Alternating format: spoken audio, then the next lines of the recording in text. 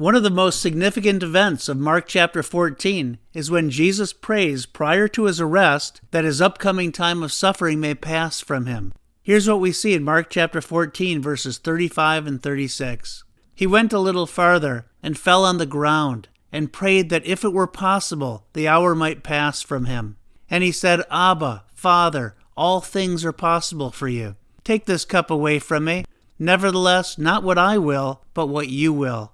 Here are 4 themes from Jesus' prayer. Theme number 1, intimacy. Jesus, God the Son, addresses God the Father as Abba, Father. Daddy, Father, I'm coming before you in my time of need. This kind of intimacy is so special, and it serves as an invitation to each one of us to cultivate a deep relationship with God the Father so that we can come before him in our time of need and cry out, Abba, Father.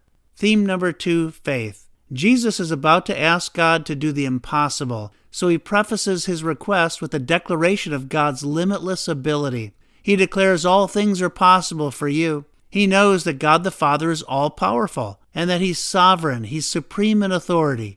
When we ask God to work in amazing ways, we too need to trust that God is all-powerful.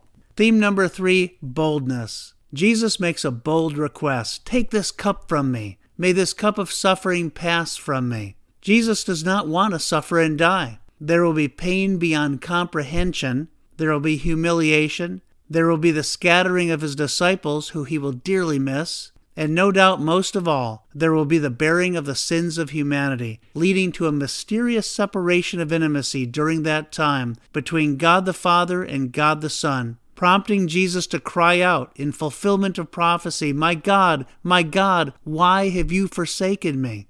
So Jesus makes this bold request. If there's any other way, take this cup away from me. We too, according to the author of Hebrews, can boldly approach God's throne of grace to obtain mercy and find grace in our time of need.